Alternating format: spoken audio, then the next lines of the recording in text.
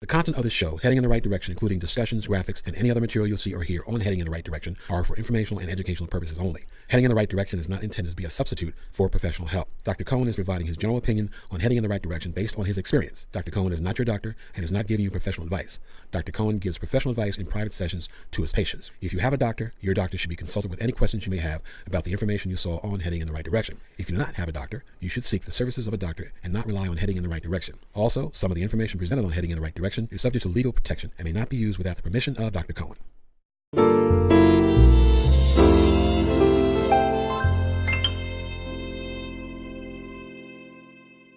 Good afternoon. I'm Dr. Sidney Cohen. I'm a psychologist in private practice in Cherry Hill, New Jersey, and I'm your host of the show, Heading in the Right Direction.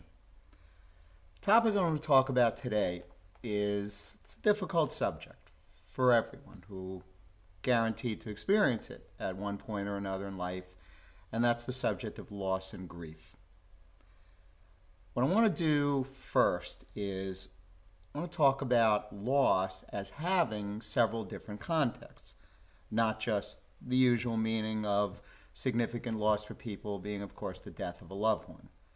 That is certainly something I want to address a little bit today, but I want to expand the definition of loss to couple of other categories, meaning, for example, starting with the idea that loss is the ceasing to exist of a significant relationship. Well, that, of course, can occur through the death of a loved one, can also, of course, though, occur through divorce.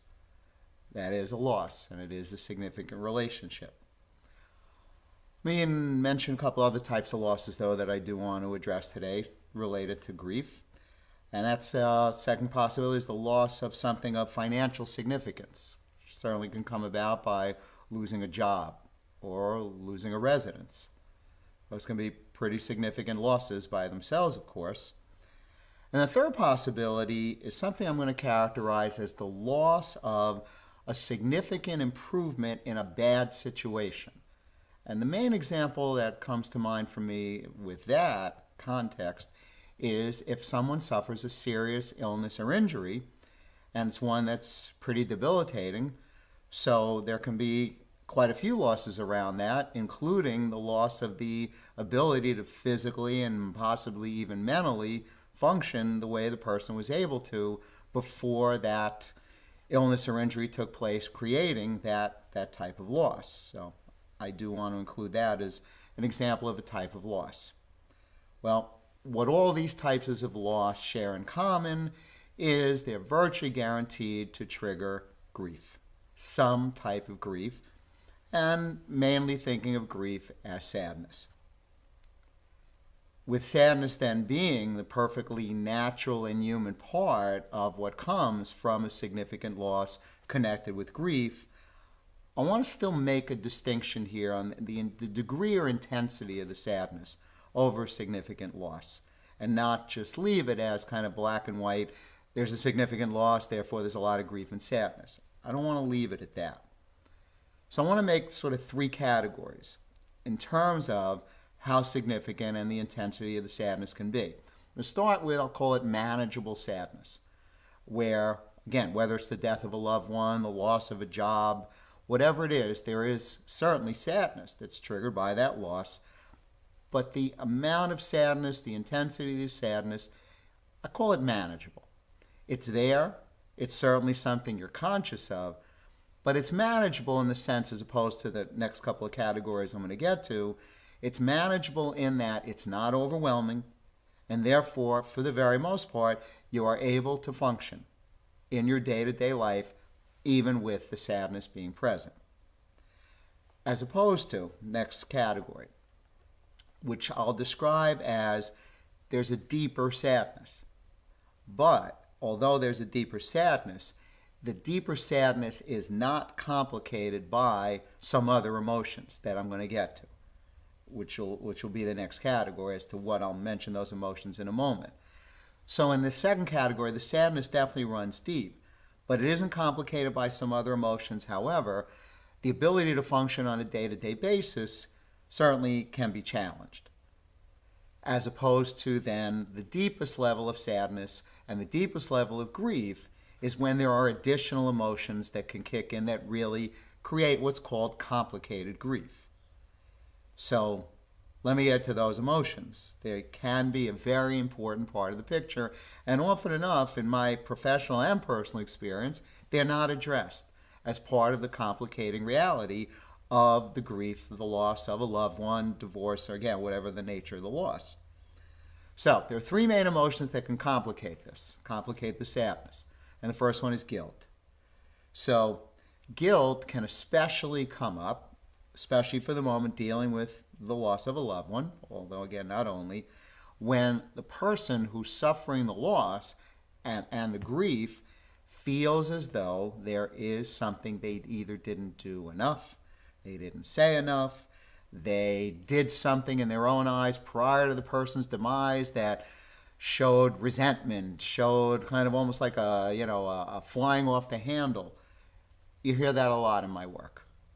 People who are already really racked by the sadness of the loss, and then it's complicated by an emotion or feeling like guilt, which I can virtually guarantee you, in the large majority of instances, is utterly irrational guilt. It's the person's, I call it the inner bully. The inner bully is trying, essentially, to complicate already how much sadness there is over the loss itself by now adding, in a sense, insult to injury. Guilt being a prime example. But now let me get to a second one, and that's anger. Anger can be tricky in the course of the grieving experience. So, for example, in the case of the loss of a loved one, there are instances in which a person can feel angry that the other person passed, period. They're no longer around. There can also be anger at that person if you feel in some way that the person didn't take very good care of themselves. And although it's still terribly sad that they're gone anyway, but perhaps they were overweight, perhaps they smoked, or did anything else that might be considered something reckless and not taking good care of yourself. Anger can surface over that. There's also instances in which, well, especially anger can surface if there's divorce. That you know and I know. Most of us are well aware there can be a lot of instances of a lot of anger over that loss. But where anger can also become complicated is for anyone who's religious, or at least spiritual, has a connection to God, because there are instances in which somebody can feel angry at God for, again, mainly death of a loved one, taking the loved one. So sometimes that creates a complication, and then the complication to that complication can be to feel guilty about being angry at God. See, that enough comes up. So, again, anger can be another complication. And the third one is fear and anxiety about if the loss involves a feel, let's say a person if it was there, or a situation like loss of a job, if that person or situation felt like a very significant source of comfort, security, doesn't matter if you're an adult with adult responsibilities and adult ways of leading your life, if you feel that it is the loss of essentially a rock, there can be fear and anxiety. How am I going to do without that person? What am I going to do without that person? Which usually ends up translating into the person is just underestimating their own resources, could be underestimating the support system they already have in place. But there are people who do experience a good amount of fear and anxiety after the loss of a loved one, which again can complicate the sadness. Okay, next thing I want to touch on.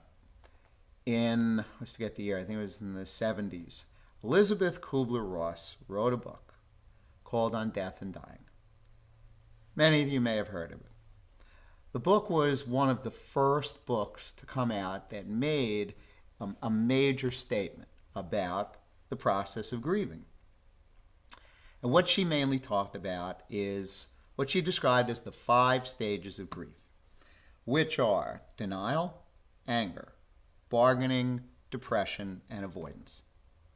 Now, in rereading Kubler-Ross's book, she is pretty strong in her belief that there are these stages.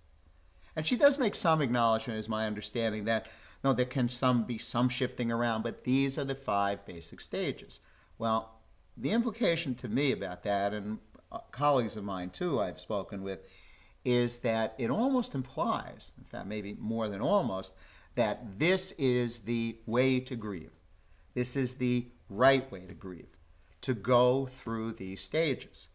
Well, if there's anything I really want to emphasize today, it is that if you've been doing the work that I've been doing for as long as you have and worked with as many people going through the challenging grieving process, you know that there isn't any guarantee whatsoever that there are these 5 stages, much less in this order, much less all 5, etc., etc. Which really gets to one of the main things I want to say today about the grieving process, whichever loss, again, is triggering it. And that is, there is no right or wrong way to grieve. It can be conveyed or communicated, though, by some people, even very loving, well-meaning people, that there's something about the way you're grieving that is not the way it should be or the right way in anyone's best interest, perhaps. Well, there's something about that that I really want to be sure to emphasize here in following up on the idea there's no right or wrong way. What actually can happen to enough people is to end up in sort of one of 2 categories, and at risk of oversimplifying, because there's certainly shades of gray here. But again, at risk of oversimplifying it, there are some people who sort of let it all out, and then there are some people who sort of hold it all in. One is not the right way compared to the other. It's a difference in style. It's a difference in the person's reaction to an intense negative feeling like grief and sadness. So, some people let it all out. They let themselves cry. They let themselves talk about it. They let themselves share, as long as, of course, it doesn't become extreme and excessive. If it's not extreme and excessive, there's a real healthiness to that. On the other hand, there are people who don't like to talk about it, don't want to talk about it much, if at all. Tears do not come. There are instances in which people, again, if it's the death of a loved one, will come to the funeral and still not cry. Okay? There are people that happens to.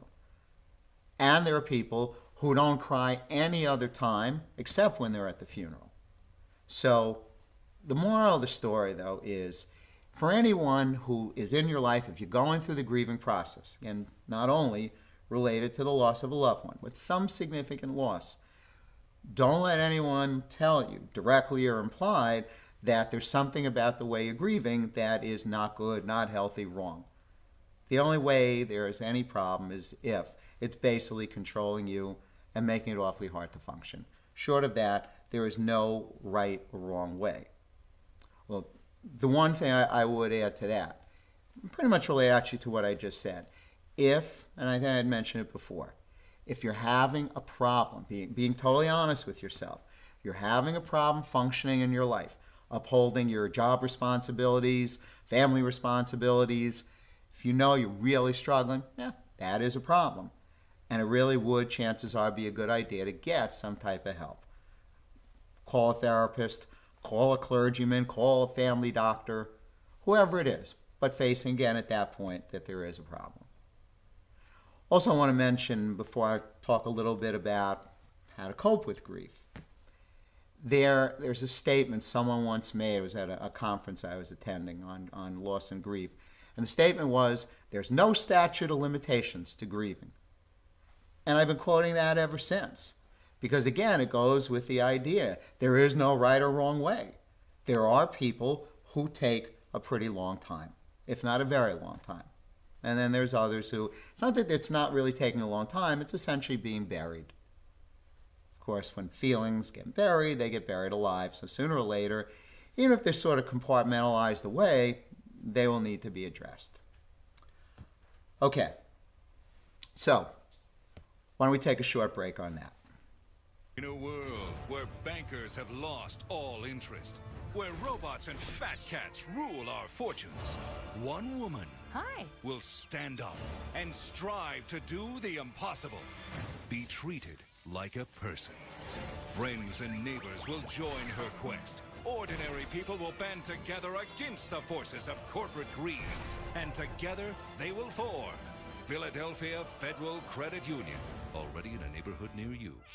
Imagine the finest hand-selected USDA prime steak you'll ever have. The freshest line-caught seafood, our Wine Spectator award-winning wine list, and soul-satisfying desserts. Bring that together with the perfect date, the winning business deal, a memorable family celebration.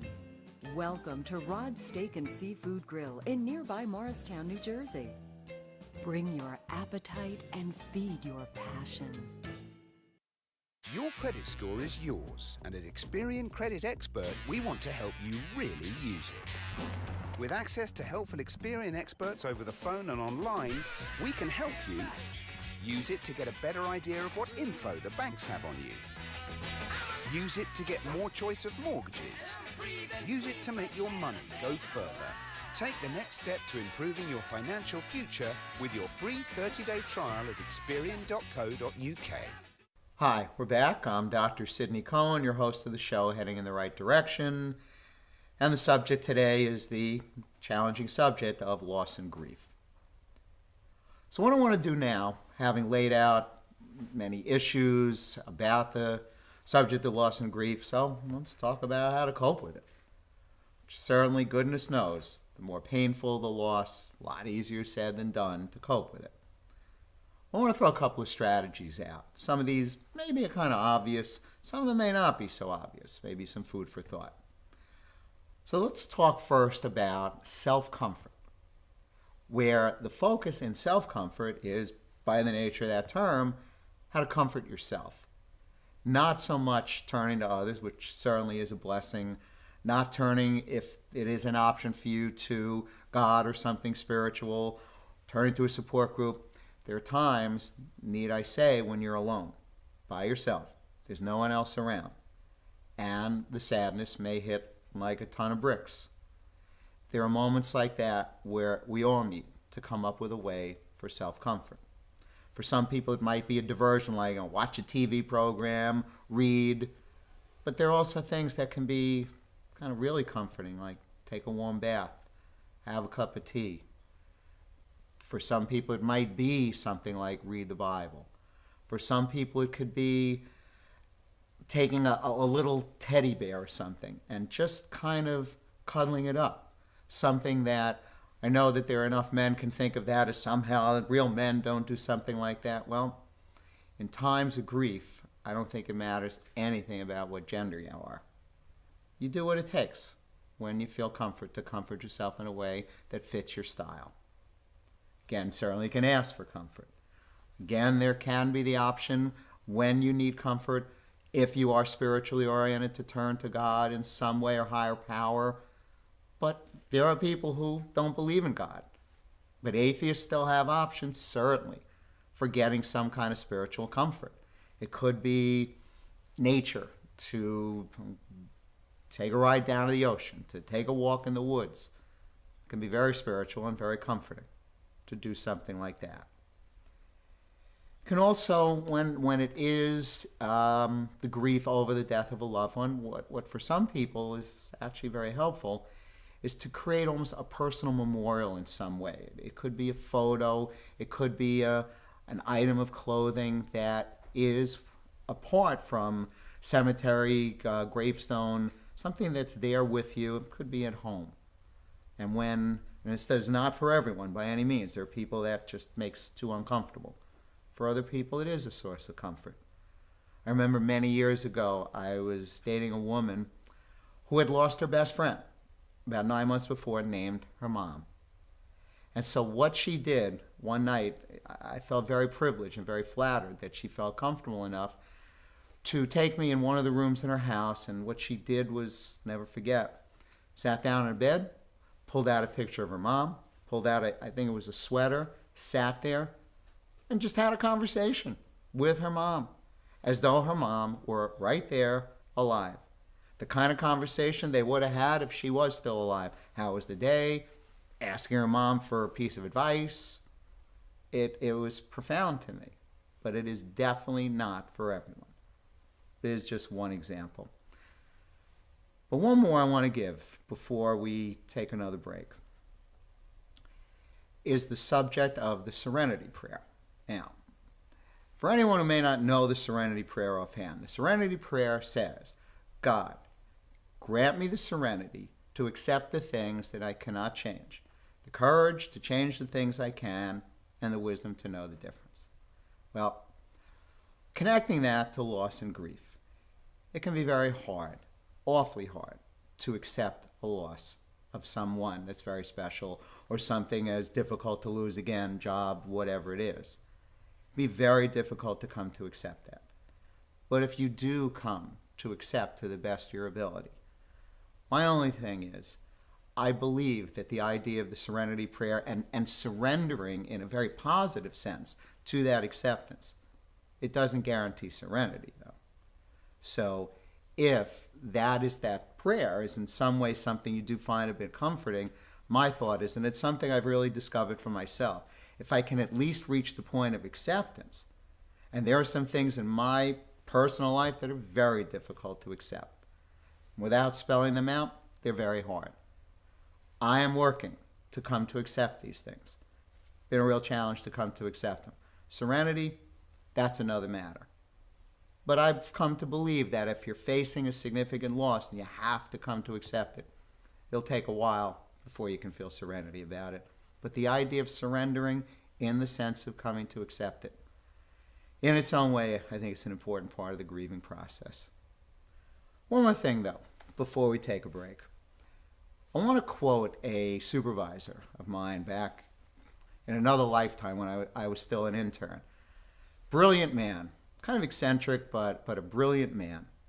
And one of the things he said about loss and grief is, very subtly, that what's involved in loss is the loss of, and as he put it, the illusion that the situation or relationship would always be there as long as you're alive.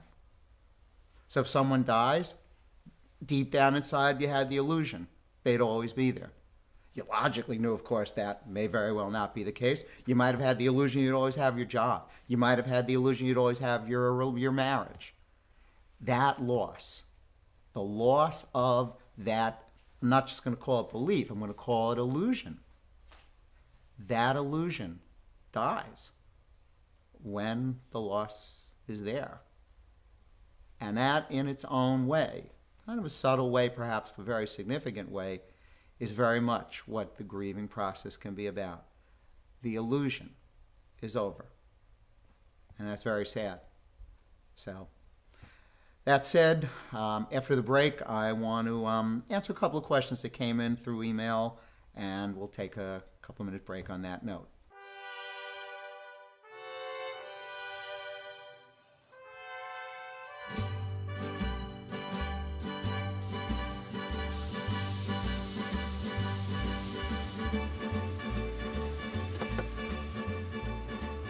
Here at Freppy's Tex-Mex, you can definitely taste the freshness in our food. You should definitely come to Freppy's because it's a great place. You can bring your family, very kid-friendly. All my servers are amazing, friendly people. Everyone here is just happy to serve, and I think it shows. The thing that sets us apart is the quality and freshness of our food. And I think once you try it, you'd be coming back. I'm Joe DeSario, co-owner of Freppy's Tex-Mex in Plainfield, New Jersey.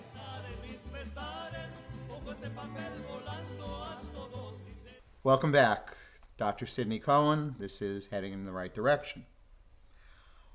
I have a couple of questions that came in through emails to my network website. I want to go over these because amongst many questions that came in, these were the three that really stood out for me as worth, I think, addressing to an audience that has these kinds of questions and issues that might come up. All right, so the first one is, what's the worst thing and the best thing to say to someone who is grieving? I think it's a very important issue. And I'm going to start with the worst thing. The worst may be a little strong, but things I advise, if possible, to not say. For example, and typically the kinds of things that a lot of people do say, even well-meaning, caring people, But the things you especially want to try to avoid are things like, it's time to move on, just get over it. Anything of those kind of statements. To me, those are the statements. One other example comes to mind. In some instances, for some people especially, may not be at all religious, it could be a statement like, well, they're in God's hands. Even a statement sometimes like they're out of their suffering. Again, obviously assume it's the death of a loved one. Even a statement like that, it can certainly be intended to be some consolation. But especially going back to the first couple of statements, just move on, time to get over it, those statements can be experienced as insensitive, especially if the depth of the sadness is still there. So I recommend really try to avoid statements like that. On the other hand, what to say? What to say is statements that reflect that you understand they're really still hurting, that there's plenty of reason to still be hurting. Statements that convey that empathy and compassion in any and every way possible. It could also be just asking the person, what do you need? How can I be of any help? There are people in states of grief that tremendously appreciate that. It could be you do nothing more than just listen. Don't jump in with advice. Don't jump in with cliches. Don't jump in with feedback. That to me is a really good way to be of a true friend, family member for somebody in a state of grief. Okay. Next question. Can you try to get someone who's grieving to have some fun and get a few laughs in through their emotional pain and suffering? Again, I think it's a really good question, an important question. When a person's in a deep state of grief, it is, of course, very hard to have any fun, to laugh, to do the kinds of things that are normally done if you're not in a deep state of grief. Well, part of what can complicate that sometimes is, especially again if it's the death of a loved one, sometimes what kicks in is a person, and they can actually think this way consciously, or maybe it's deep down, it's like, I'm not supposed to. I'm not supposed to laugh. I'm not supposed to have fun. I'm supposed to be grieving. Well, when I look at that, I remember again, this is also at a seminar, the presenter pointed out something, and I had heard it in other places that I thought was really right on. And that's basically, as one option, to say to yourself, what do I really believe my loved one would want me to do? Would they want me? Would they feel it is the only way to show my devotion and loyalty to their memory to stay really sad? Or might they say, hey, we all need a good laugh sometimes. We all need to go out with people and, just kind of let loose a bit. So my feeling on the subject is, if you can help somebody see that and be there while knowing they're still really in a lot of pain, I think it's very healthy. And I'm also reminded of a quote at a moment like this from Joni Mitchell. For anyone who may not remember Joni Mitchell, generational thing to some degree, I figure, Joni Mitchell was a wonderful singer and songwriter who wrote poetry to me in her music. So she has a line in her song, and the line is, laughing and crying, it's the same release. I love that line. I think it's brilliant. And I think what it captures is that it isn't just crying. I mean, the idea, people go around saying, I had a good cry. Yeah, you had a good cry. There's no such thing as a bad cry. A good cry is a release. And it's human, again, in the state of deep sadness. But laughter's a release, too. And in a way, struck me one day, stretching the point a little bit, if you think about it, in a way, since they both are emotional releases, the only difference in a way between them is we know we enjoy one of them. It's hard to enjoy crying, but it is still a release. But so is laughter. So, I don't know if it's always the best medicine, as they say, but it is really a good dose of medicine, even through a state of grief. Okay, one more question. At a talk I heard you give on loss and grief, you offered a quote that had the word liberated in it. And I found it very interesting, but I don't remember the quote. Can you say it?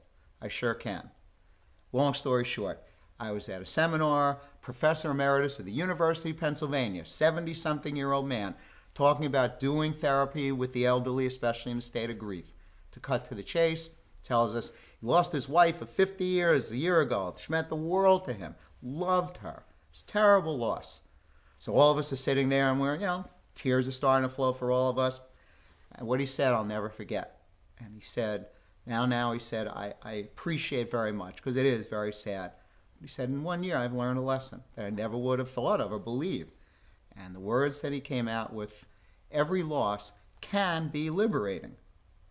And I remember we sat there and were struck by liberating. How can you be liberated when you've lost your spouse at 50 years? His point was, although he loved her dearly, and they did enough together, there were things they didn't share together that he had always wanted to do. So, what he did in that year, he traveled. She really never wanted to travel. He always wanted to learn to dance. She never wanted to dance. He took a ballroom dance class. Not every loss is going to be liberating, no. But if there's a piece where as part of your transition, you add something to your life that wasn't there prior to the loss, it is a form of liberation through the grief. Okay, before I wrap up, let's take one last quick break. When we make Beyond Natural dry dog and cat foods, we start with real meat as the first ingredient. We leave out corn, wheat, and soy. And we own where our dry food is made. 100%. Can other brands say all that? For nutrition you can trust and your pet will enjoy. Does your food go beyond? Learn more at purinabeyond.com. Hi, Dr. Sidney Cohen, heading in the right direction. I want to thank you very much for tuning in today. I hope you found some of this or a good deal of this useful as some food for thought for yourself and for people around you, perhaps, who are going through their own loss and grief and bereavement. I will be back. There'll be some more shows coming up for sure. I'd also like to make very clear that I would absolutely welcome people to email me. The information about how to reach me is here on the screen. So please feel free to contact me, and I guarantee you that I will get back to you. It's been my pleasure to be here today, as it's been all the shows that I've done. And again, thank you for watching.